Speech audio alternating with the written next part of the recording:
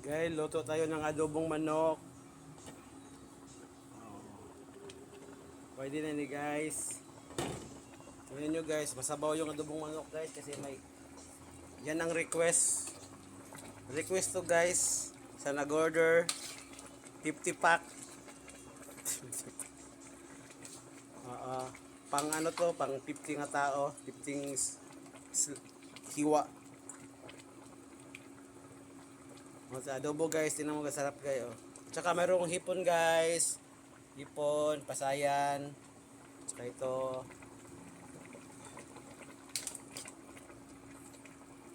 Oh, guys. Sarap to guys.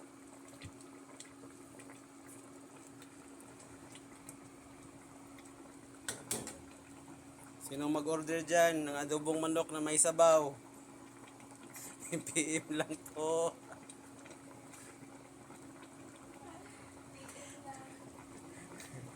So guys, ang laki-laki ng takip guys. Tingnan mo guys, halos di makasya sa lutuan. Ang laki-laki ng kaldero. So guys.